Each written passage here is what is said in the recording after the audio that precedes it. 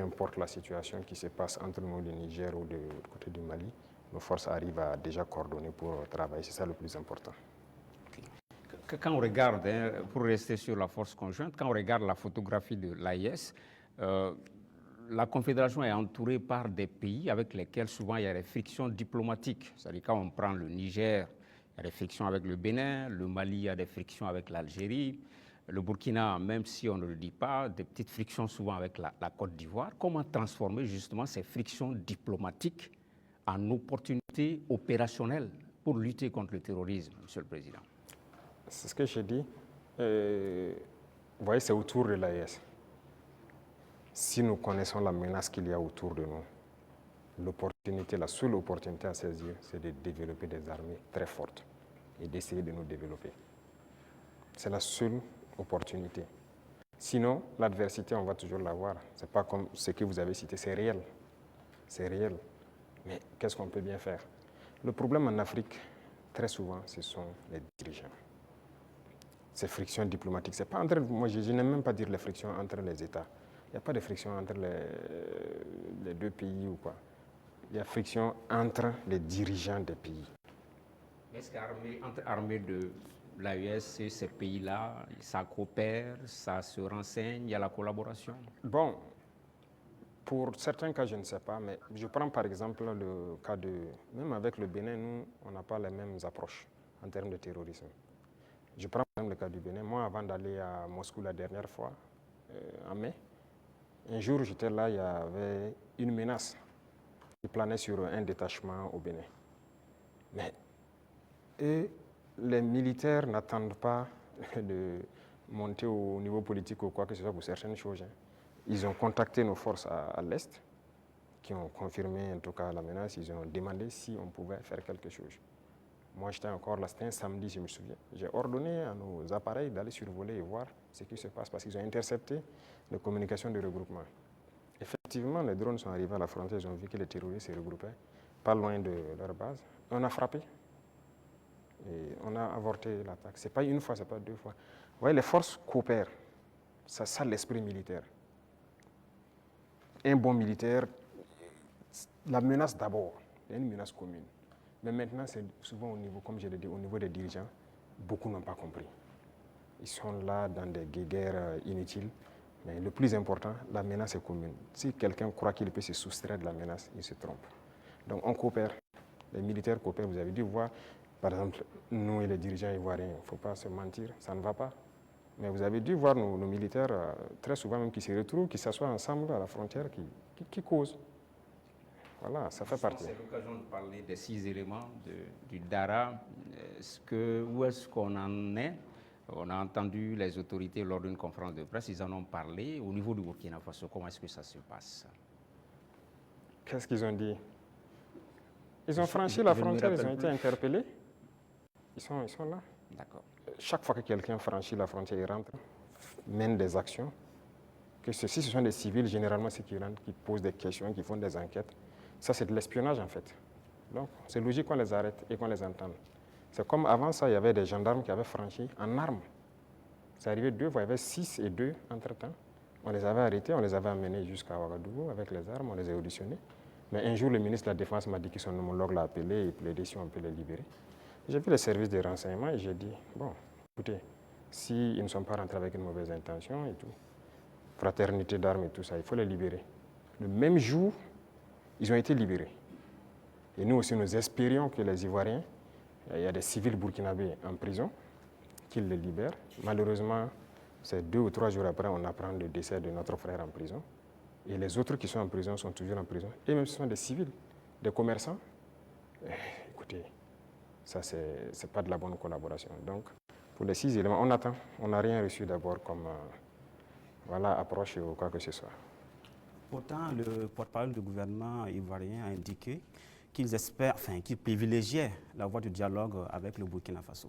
Il a dit en conférence de presse le mercredi passé. On les attend. Nous, si on avait privilégié la voie du dialogue, on espérait aussi qu'ils libèrent nos civils innocents et qu'ils viennent. Mais un est mort dans leur prison qui n'est même pas une prison conventionnelle. Donc, écoutez, chacun assume ses actes.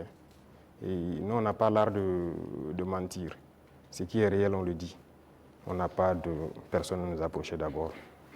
Donc la situation est telle qu'elle. Voilà. Monsieur le Président, les relations entre l'AES et la CEDEAO sont claires, elles sont limpides, c'est la rupture. On se pose des questions par rapport à l'UEMOA.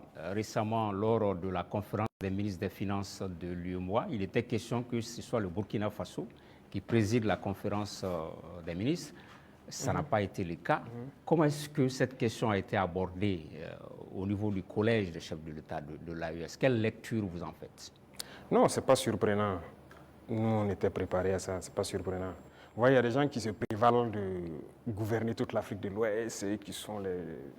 Ça ne marche pas avec nous. Ça ne marche pas, on les a dit clairement. Moi, j'ai des gens avec certains chefs d'État, j'ai dit ça ne marche pas. Y a-t-il de quoi quitter l'UEMOA, Monsieur le Président? Mais s'il y a nécessité. Et peut-être on tend vers ça. Si on ne peut pas gouverner, qu'est-ce que vous voulez? On nous cherche. Ça a été le même cas que la CEDEAO.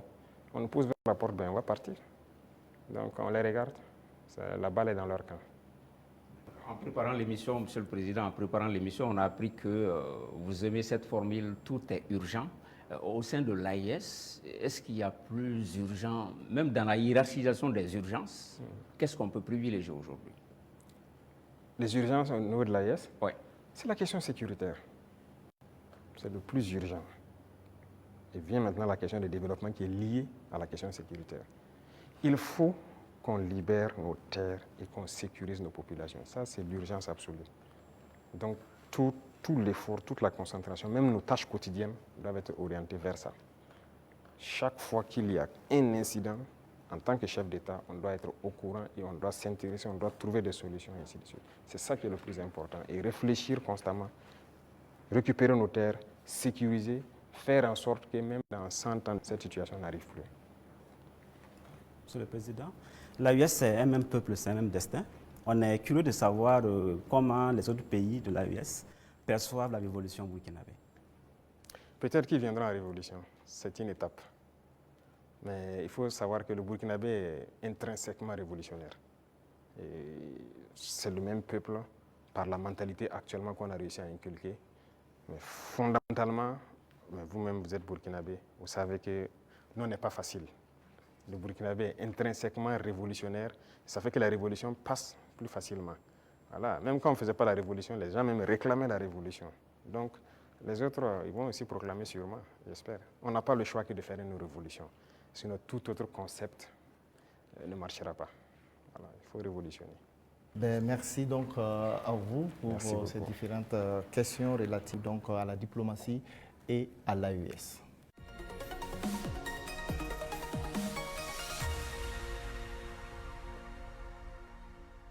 Monsieur le Président, nous nous acheminons vers la fin donc, de cet entretien. La 5e et dernière rubrique concerne la géopolitique régionale et internationale. Les questions relatives donc, sont portées par Dieudonné Zungrana de Aujourd'hui au Faso et Jules Domsé donc, de Vox Africa. Vous avez pour cette rubrique 15 minutes également. Alors, Excellence, si vous permettez, on va rester toujours en Côte d'Ivoire. Les relations avec ce pays sont exécrables et avec le langage direct et franc du soldat et du révolutionnaire que vous êtes, vous avez eu à dire que les raisons de cette colère, vous n'êtes pas contre le peuple ivoirien, mais contre les dirigeants qui donnent le gîte et le couvert aux déstabilisateurs du Burkina Faso. Alors, à quand et dans quelles conditions peut-on avoir un dégel et un échange d'ambassadeurs entre les deux pays? Ça dépend d'eux. De toute façon, ce n'est pas nous qui avons commencé cette situation. Moi, je me souviens au tout début, même le jour du 30 septembre, est-ce que l'une des premières personnes qui m'a appelé, ce n'était pas le président Alassane Ouattara? Et après, son petit frère est venu par 2 fois nous voir et tout ça. C'est vrai, on peut dire que les relations étaient bonnes, mais il a voulu qu'on suive une certaine direction. Mais comme vous avez dit, en tant que révolutionnaire, nous savons que nous ne sommes pas là pour ça. Nous étions là pour la révolution. Et la révolution, c'est une rupture. On ne peut pas suivre une certaine politique. Et donc, petit à petit, les relations ont commencé à ne pas aller. Et comme vous l'avez constaté, tous ceux qui ont voulu peut-être certains privilèges, quoi que ce soit, n'ont pas eu, se sont mis à se mettre contre nous, se sont déployés là-bas, sont entretenus, sécurisés et tout. On sait de quoi on parle, parce qu'ils savent aussi de quoi on parle, pour agir contre nous. Il n'y a pas quelqu'un qui a quitté la Côte d'Ivoire et qui était venu ici en son temps. Nous avons observé ça pendant près de 2 ans. On les a parlé plusieurs fois. Ils nous ont dit non, il faut qu'on passe par les règles de l'art, il faut que la justice émette des mandats et tout ça. On a fait tout. Ils ne répondent pas. Monsieur le Président, ça ne marche pas. J'embraye avec la question de mon confrère pour rester sur la Côte d'Ivoire. Comme vous le savez très bien, la Côte d'Ivoire a une élection présidentielle cette année, dans quelques mois. Est-ce que c'est quelque chose qui vous intéresse? Ça nous intéresse d'autant plus qu'on a beaucoup de compatriotes en Côte d'Ivoire quand même. Et on craint qu'il y ait des violences. Et ça, ce n'est pas forcément la bienvenue. Parce que nous avons vécu malheureusement les années passées aux violences en Côte d'Ivoire avec les opérations Bahiri. Tout le monde a subi ça au Burkina. Aujourd'hui, vraiment, nous ne souhaitons pas qu'il y ait des violences. Tout à l'heure, vous avez semblé dire quelque chose. Je voudrais que vous précisez, parce que c'est un peu très sensible selon moi. Est-ce que vous semblez nous dire qu'aujourd'hui, la Côte d'Ivoire servirait de base arrière à une organisation visant à déstabiliser le Burkina Faso? Ça, même plus que ça. Base arrière à une organisation servant à déstabiliser le Burkina. Ils sont là-bas. Les ennemis du Burkina sont clairement là-bas, affichés, protégés. Ils sont payés, ils sont protégés, ils sont bien logés. En plus de ça, il y a la question du terrorisme. Mais non, le pouvoir flotte avec les terroristes. Il ne faut pas se mentir. Attendez, croyez-vous vraiment que peut-être l'armée ivoirienne est tellement surpuissante que quand les terroristes les voient seulement, ben écoutez, ceux-là, il ne faut même pas les toucher, quoi que ce soit? Vous croyez à ça? Ils sont tellement plus puissants que les 3 armées de l'AES? C'est faux. Il y a un pacte de non-agression. Et quand il y a un pacte de non-agression, vous devenez une base arrière. Et tout ça, ça m'inquiète justement. Si ce pays, il y a des crises, le pays sera attaqué par les terroristes. Parce que s'ils ne gagnent plus ce qu'ils gagnent, le pays sera attaqué et ce pays va sombrer. C'est un danger. C'est pourquoi j'ai passé le temps à dire au chef d'État, on ne pactise pas avec les terroristes. Voilà. Alors, Monsieur le Président, qu'est-ce que vous répondez à ceux qui disent, bon, la géopolitique quand même avec la Côte d'Ivoire, ce pays voisin, qui abrite la plus grande diaspora burkinabé, alors que, bon, vos contempteurs vous accusent de pratiquer la diplomatie du muscle avec ce pays, au détriment justement de nos Paweto qui sont là-bas. Qu'est-ce que vous leur répondez? Écoutez, qui le dit? Nous sommes burkinabés, c'est ce que nous savons. Et nous avons décidé de faire une révolution, on va la faire. Maintenant, celui qui embarque dedans embarque. Nous ne pouvons pas être dans une révolution et vouloir faire un autre modèle de diplomatie. Je vous ai dit la diplomatie mensongère et tout ce qu'il y a. On n'est pas prêt à être dans ce sillon-là. S'il y a quelque chose qui ne va pas, qu'on ait le courage de vous dire ça ne va pas. Il ne faut pas faire de l'hypocrisie. Généralement, les gens devant les micros et tout ça, non, tout va bien, si c'est ça, on est en train de... C'est faux, ça ne va pas bien. Il faut avoir le courage de le dire, il faut qu'on s'asseye, qu'on parle et qu'on se dise la vérité. Mais si les gens ne veulent pas ça, parce que juste dans leur tête, bon, il faut que ces gars-là ils quittent, parce qu'on ne veut pas de révolution en Afrique de l'Ouest. Ça ne va pas marcher. Donc, chacun se prépare à assumer les conséquences voilà, de la situation.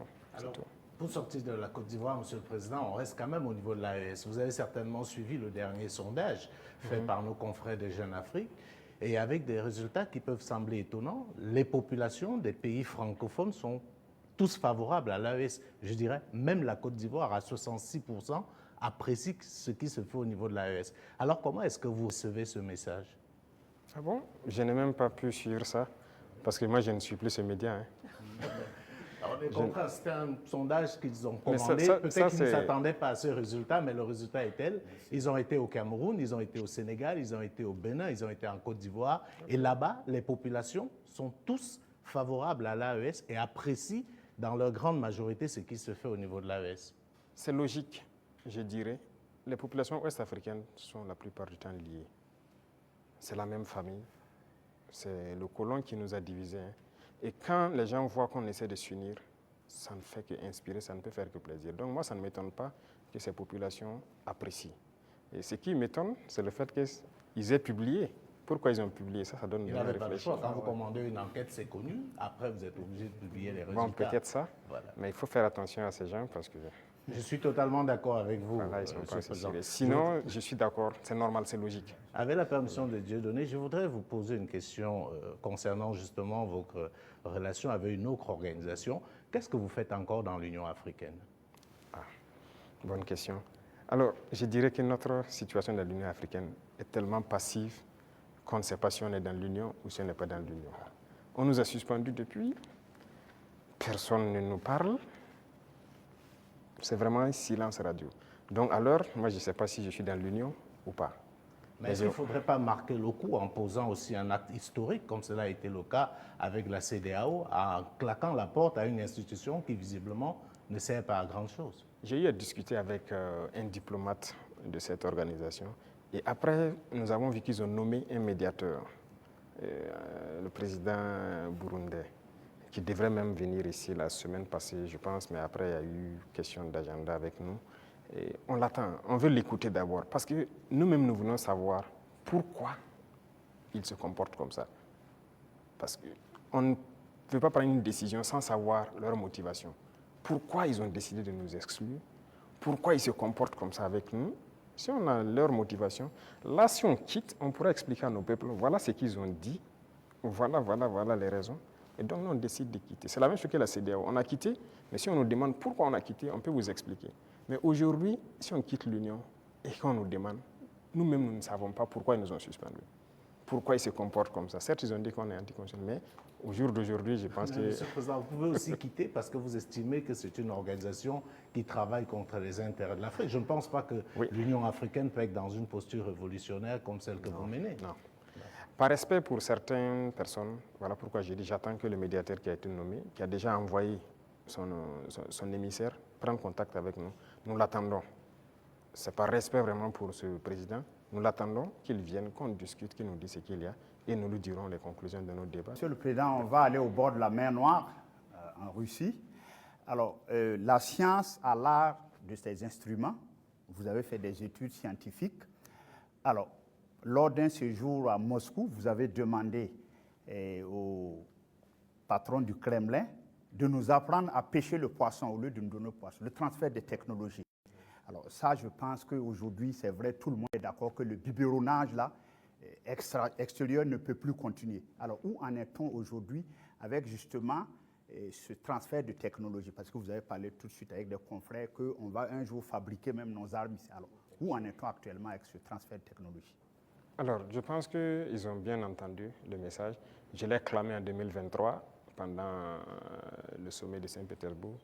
On nous a donné du blé. Il ne faut pas qu'on aille encore demander du blé. Il faut cultiver. Si on nous donne du poisson, il faut qu'on apprenne à pêcher.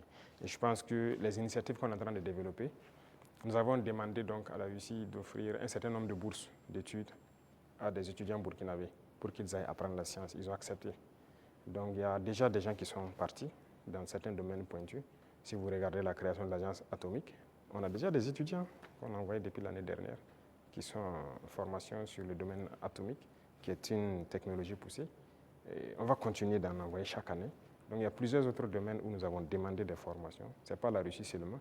Même à la Chine, on a demandé des formations particulières et envoyé des étudiants. En Iran aussi, pareil, on est en train de taper en tout cas tous ceux qui ont pu développer des technologies pour envoyer des étudiants formés. Alors, géopolitiquement, bon, le capitaine président Ibrahim Traoré aujourd'hui a mis le Burkina sur orbite, comme à l'époque un Sankara. Qu'est-ce que ça vous fait aujourd'hui? Bon, un pays comme le Burkina, bon, certains disent un petit capitaine. Qu'est-ce que ça vous fait géopolitiquement aujourd'hui d'être au pinacle? Écoutez, est-ce que vous avez toujours la tête sur les épaules? On a forcément la tête sur les épaules. C'est une charge. De voir, c'est une mission globale qui nous a été confiée. De voir que tout le monde entier s'intéresse au Burkina, je ne dirais pas une pression, mais c'est une charge. Et c'est une responsabilité. Et on doit de l'assumer avec toute la concentration nécessaire. On n'a pas le droit de faillir. Qu'on le veuille ou pas, nous allons aller dans le sens des peuples. Parce que c'est eux qui ont fait valoir cela. Donc, on l'a vu, le Burkina est vraiment en orbite, comme vous le dites.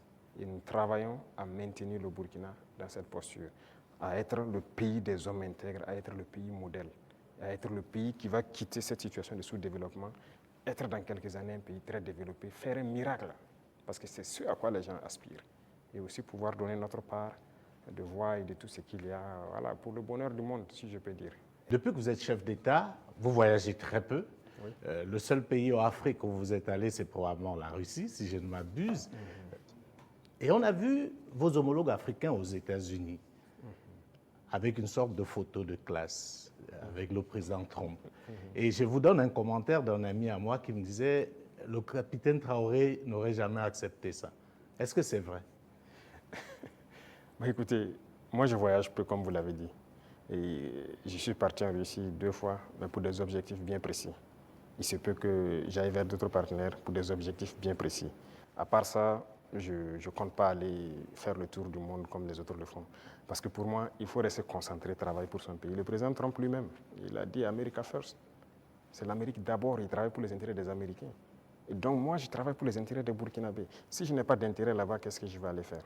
Alors, l'un des grands sujets géopolitiques actuels, c'est bien sûr le conflit israélo-palestinien. On voit des États prendre de plus en plus position. On a vu des États occidentaux, européens, pour ne pas les nommer, dire qu'ils vont reconnaître, et c'est un signe fort, l'État palestinien. Mais comme d'habitude, l'Afrique est quasiment silencieuse. Elle est dans la position attentiste. Est-ce que vous, du Burkina, vous pouvez donner une position qui permet de comprendre un peu ce que pense l'Afrique par rapport à ce qu'on est en train de vivre aujourd'hui dans la bande de Gaza? Je ne peux pas vous donner une position qui permet de voir ce que pense l'Afrique. Certains Africains ou certains dirigeants africains. Parce que beaucoup de dirigeants africains ont une autre manière de voir les choses. C'est le malheur de l'Afrique, si je peux le dire, on n'est pas unis. On ne voit pas de la même manière. Certains ont peur, certains on les met liés, certains sont là pour les intérêts d'autres personnes. Écoutez, l'Occident a amené des gens qui ont grandi chez eux, tout faire chez eux, venir les mettre chefs d'État en Afrique. Donc c'est eux qui contrôlent tout ça. Et donc l'Afrique ne peut pas avoir une opinion. Mais je sais qu'au fond de tout un chacun, personne n'aimerait voir ce qui se passe là-bas, se passer chez lui. Mais malheureusement, sur le continent africain, il y a une situation pareille. Au Congo, qu'est-ce qu'on fait même pour le Congo? En République démocratique du Congo. Ça fait combien de millions de morts? Depuis combien de temps? Nous-mêmes, nous sommes en guerre. Est-ce que vous avez vu des pays africains même porter la voix pour le Burkina depuis les 10 années passées? C'est rare. C'est rare. Donc, l'Africain a ce problème-là. Pendant que quand vous voyez en Europe, ils ont un problème. Tout le monde est uni, les gens arrivent à rapidement trouver des solutions. Les États-Unis, c'est pareil. Mais l'Afrique a ce problème. Vous voyez, ça fait 10 ans que nous on se bat. Vous n'avez pas entendu quelqu'un porter la voix du Burkina au niveau des institutions internationales et quoi que ce soit, ni le Mali, ni le Niger. Nos populations meurent, ce n'est pas leur problème. Congo, ça meurt, ce n'est pas notre problème. La dernière fois, j'ai essayé dans une de mes paroles d'essayer de parler pour que... Ça fait combien de millions de morts? Le Soudan, regardez comment il se déchire. Il y a beaucoup de conflits sur notre sol déjà et on n'arrive même pas à porter la voix. Donc, comment on va aller porter la voix des autres? Donc, il faut que nous, Africains, on se lève. Est-ce que le Burkina peut reconnaître un État palestinien? Est-ce que le Burkina est prêt à reconnaître l'État palestinien? Pourquoi pas? C'est un État. C'est un État. Pourquoi on ne va pas reconnaître un État palestinien? Non, ce qui se passe, c'est très grave. Je pense que l'État palestinien existe et doit exister. Sinon, cette guerre ne finira jamais. Là où nous partons, ça ne finira jamais. Pendant que vous croyez que ça va finir, ça reprend de plus belle. Et on va continuer comme ça. Mais je pense aussi qu'il y a beaucoup de parts de responsabilité des pays autour là-bas. Parce que c'est leur région et les gens doivent pouvoir donner la voix pour trouver une solution à ce conflit. Voilà. Et quant à nous, on continue de se battre ici. L'État burkinabé qui doit demeurer, c'est ça qui est le plus important. Et on se bat pour notre État burkinabé. Voilà, Monsieur le Président, nous sommes donc au terme de ces 90 minutes face à la presse. Merci pour votre disponibilité et merci pour cette belle opportunité offerte à la presse nationale et internationale. Mais avant de nous séparer, Monsieur le Président, est-ce que vous avez un message particulier à l'endroit du peuple burkinabé à l'orée du 3e anniversaire de votre accession à la magistrature suprême? Pour le peuple burkinabé, ça fait 3 ans que nous sommes là et qu'on chemine. Et j'ai d'abord des mots de remerciement. Des remerciements du fond du cœur Parce que le peuple est resté concentré. Concentré pour écouter le message qu'on a véhiculé. Parce que l'une des armes importantes que nous avons utilisées, c'est aussi la communication. Et parce que nous avons compris que les impérialistes ont toujours utilisé la communication pour détruire l'Afrique. Parce que tout ce qui se passe comme conflit, ce sont des manipulations. Ce sont des manipulations. Regardez, je prends encore le cas du Soudan. 2 groupes sont manipulés par des puissances. Faudrait-il pas à un moment donné qu'on se parle, on s'assoit, on exploite nos ressources ensemble, on fait vivre nos populations, on va continuer à se déchirer? Tout ce qui s'est passé comme assassinat de leaders politiques en Afrique, les guerres et tout, c'est à travers la communication qu'on a manipulé. Et la communication est très importante. Et ça, le peuple burkinabé a été concentré pour percevoir le message.